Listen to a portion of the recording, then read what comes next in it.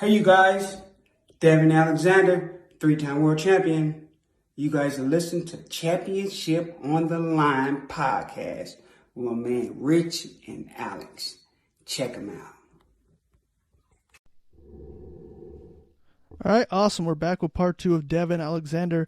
So what you're saying, I totally agree because there's fighters that they turn pro and they're not ready, Yeah, and they turn pro so fast and then they don't have a great professional career, yeah. and it's and how important do you think is amateur boxing is still important to any man's career, you know how much So, how much did amateurs help for you with the experience that it helped you in the professional career? it's everything. You know, you you cannot. I repeat, you cannot do no profession, and mind you, it can happen, but that is rare. That you're going to fight a fighter with no amateur experience that's going to make it to a world title. Having that experience as an amateur is vital to learning the ins and outs, the basics of boxing. If you're a lawyer, you're going to have to go to school and study law to become a lawyer. You cannot do no profession if you don't go and study and do it for yourself at the beginning. For building a house, you got to have a foundation or that house is going to crumble. So going amateur is very important to having a successful boxing career as a professional because it teaches you everything you need to know about boxing. Everything. So amateur is very important. No, I mean, no, I agree. I mean, and it's a shame when you see guys that have such promising careers and they turn pro, you know, too fast, and then Too fast. yeah, too Too fast, fast. and I think it's great advice. You give the young fighters out there, they have to get the experience, they have to get the exposure in the amateurs, and Yeah, that helps. That helps because those big promoters are going to be watching you at those tournaments, like they did me. Shelly Finkel. I was actually signed to Shelly Finkel when I first turned pro, and because they were scouting me early, and that helps. Having that power behind you is going to put you in those right fights at the right time, and I get you beat, and I'm going to get you beat. So that's important. yeah, I mean, I agree. Great advice. I mean, no, I totally agree, especially coming from like an amateur. Yeah, amateurs are most important thing in any career. Any boxing career is the Yes. most important thing. I wanted to ask also another thing. You were once promoted by Don King. You know, with him having like, he kind of gets a bad rep in boxing. What was your relationship like with Don King? Um, my whole life, right? My whole life, I I tried to, when somebody brought something to me about a person, I always try to not go about what they say and let me find out what the person is. It's like before I make any judgment because the person that's telling me something bad about the person, they probably the one that did it, or probably the one that messed the relationship up, or anything. It could be both sides to a story. So I try not to uh, judge anybody until I meet that person. And from my experience with Don King, it was amazing. I got my checks on time. After each fight, I got my check. After each fight, you know, Don was happy. He got his money. Um, when I was ready to leave, there was no problem at all. And I just, I don't see what people. Of course, he got skeletons, and he probably did different fighters different ways. But from my experience, I didn't see it. So my experience was all good. To this day, I have nothing bad to say about Don. And also, like, because I always say, like, when a young man, when they sign with the first promoter, it's the important thing in their career is to sign a great promoter.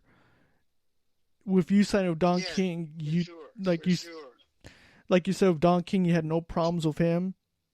It was great. Yeah, I had no problems. One problem I did have was the long layoffs, especially when I'm first now starting out. But other than that, once I got going and started making a name myself, it was on from there. But those are probably the only gripe I had was me not fighting enough. Yeah, and then like also after that, you signed with Golden Boy after with Don King. How was that relationship with Golden Boy? Also, well, how was that relationship like? Relationship was good. Relationship was good with Oscar. Oscar treated me fairly. It was no problem with them either. It was all business. I did think, because I was with Older Boy when I fought Medina. I'm pretty sure they wanted Medina to beat me. That's for damn sure. I know that for sure they wanted Medina to beat me. But nevertheless, I did win, so they had no choice but to get behind the winner because they had both of us at the time. So, but the relationship with Golden Boy was business. Nothing got messed up. And then on top of that, what fighters don't understand is when you go and borrowing money from these promoters because you ran out of money, you are putting yourself in a position to, when you want to leave, you can't. Because, ran up a tab that's so huge, you can't pay their money back. So you ain't got no choice but to stay and fight basically for free because you borrowed all this money. And that's what people don't understand. They cannot borrow money from these promoters and think they can go up and leave and say, oh, I'm out. It doesn't work like that. So I think what was a plus for me is I didn't borrow any money from no promoter. It was always business. When it was fight time, I got what I got. They got what they got. We went our separate ways. And that was it. That was a plus for me. And I think that's why it went so smooth because I was always business in my contracts. Yeah, I mean, actually, like I never heard like that's crazy. Like the fact that fighters would borrow money from promoters, like that's crazy. I never heard of that. That's crazy. Yeah, that is part of why the promoters be like, you ain't going no damn where. Hell no. You done borrowed all this money from me? No. Hell no. So if it's up to me, if I could tell a fighter anything, do not borrow money. No matter how hard times get, do not borrow no money from no promoter because once you ready to leave, that money's gonna come up. They're gonna bring that money up. And, hey, look, you still owe me this. Wow, that's crazy. That's a good. That's a good advice for any young fighter, any fighters out there. I mean, that's because That's crazy. I never like heard of that. That's crazy that happens. Yeah. And then also like when I want to ask like a couple more questions. With the 3-fight deal with PBC, with your comeback, you're back. What do you think? Do you see yourself fighting after this deal? Do you see yourself fighting more, or do you think this is probably the final 3 fights of your career? Depends on how I feel. Depends on where I'm at in my career. Especially once I win, it's not if. Once I win all these 3 fights, I'm pretty sure I'm going to be able to fight again because I'm pretty sure that world title will be knocking at my door after this 3-fight deal. So, we'll see how it goes. I'm just taking it one fight at a time. I'm focusing on one mission at a time. I'm focusing on thrashing whoever's I'm fighting next. And then the second fight, whoever I'm thrashing next. And the third fight, whoever I'm thrashing next. And then we're going to keep it going from there. Yeah, absolutely. I mean, and then the fact that what I was reading, like you're only 33 years old, like you're still young. I mean, Yeah, you're still young. People don't understand. People really think I'm older than what I am because I had success early in my career. Yeah. You know, and people get Canelo confused with the age too because he has success early too. So Yeah. they think Canelo's older than what he is too. But I had success early, so you know I still got a few good years in me left. Yeah. I mean, yeah, like I said, I'm excited. I'm excited to see what happens in your career, you know. But I also want to talk about, you know, one more thing about with your brother Vaughn. You know, Mm-hmm. what is the any updates on him and if he's gonna come back in the ring and what's happening with Vaughn? He's working on something now. You know, of course, you know everybody's being touched or affected by the virus, so he is working on something now. You guys should be hearing something within the next month or so for sure. And you know, So he stayed in the gym. He stays working, so he's always going to be ready. and also like, you know, I have a question. And also like, how did you get your start in boxing? Who's the one that inspired you or influenced you to become a boxer? Well, I started because my coach Kevin started. He was a police officer at the time, and he was working in our elementary school. And then he printed up some flyers, and he said he was starting up a gym for the inner city youth to have something to do to get off the streets or whatever. So he brought it home, and my mom at first did not let me go at all. She let my brother went, and my brother went, and I was begging my mom for a week straight to let me go. I begged her; she would not let me go at all. Because, you know, of course, it's dangerous. I was living in a dangerous neighborhood or whatever. But she let me go finally. And the first day I went, he used to call me Smiley because I smile about everything. Whatever I'm doing, I'm smiling. And, you know, when I hit the miss for the first time, they said I was smiling. Hearing the sound of the miss popping, I was smiling, so I fell in love with it ever since. You know, I've been at it ever since. So that's how I got it started. Not knowing all of this would come out of just me going to try and do something other than just go home. So that's where it started.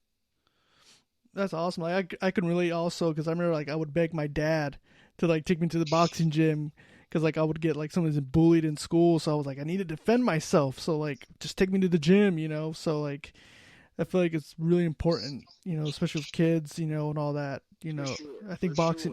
For sure. You know, I really do think like out of all the sports like football, baseball, but I feel like boxing is, you know, I think out of all of boxing is a really important sport, and you learn so much from it, and you know, and it's not like it's a team effort; it's only you out there. You know, you're the one that's fighting. You know, all depends on you.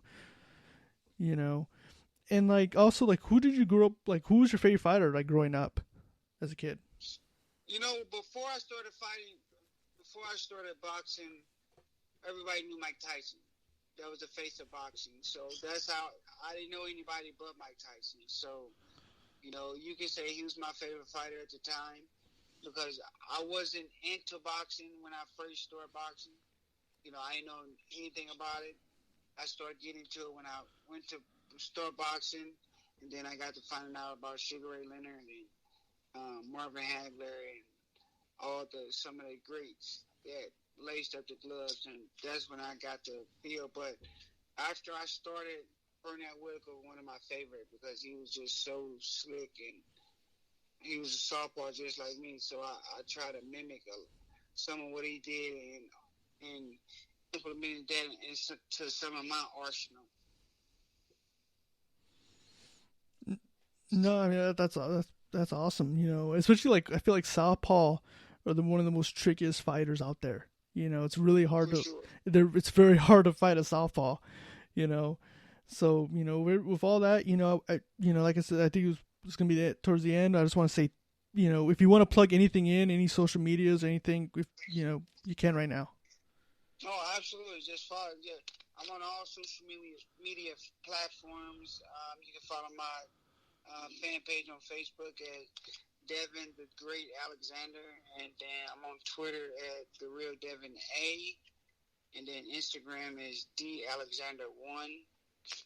Don't ask me why I got different names, because Devon Alexander was always taken before I could get it. So I don't know. I didn't even know it was that many Devon Alexander. I thought it had a special name, but I guess not. And like also like growing up, like as a kid, like my first name is Alexander, so like my nickname was always like Alexander the Great. But when you like had it as a professional, I was like, oh my god, yes, like that I became a fan. I was like, it has the same nickname as mine. I'm like, this is awesome. That's what's up. That's funny. That's what's up, my man. That's what's up. Yeah, I mean, like I said, we could see, news. You're going to be fighting pretty soon, so letting know all the fans. You could see Devon Alexander's news going to be coming on very soon over your next fight. Very soon. Make sure you guys stay up to date on my social media, and I'll be talking to you again too, my friend. Yeah, awesome. Once again, thank you so much, Devon. We really appreciate it. You taking the time to speak with us. This is a huge honor for us. We're huge fans, so we thank you very much. Thank you for having me, and good luck with the podcast, man. I hope you guys kill it. And if you guys need me again to come on here again to promote it again, you just let me know. Sounds great, champ. Really, thank you. I'm the older brother, Rich, and so my brother's a huge fan of yours. It's just, out of me, it's such an honor for you to be on our show and, push our show for boxing, because, we have the same love and passion as you, and we want to keep on promoting the sport with fighters like you and so many out there. That's good stuff. Good stuff. Well, I commend you guys for doing what you're doing, and never stop. Keep pushing the ball higher and higher, and keep shooting for the stars. Awesome. Yeah, I appreciate it, man. Thank you so much. So this will be the end of the Championship on the Line podcast. You can follow us on Instagram on Championship on the Line, and this will be the end for us. Thank you for listening. Thank you, guys. Thank you, my friend. Thanks, champ.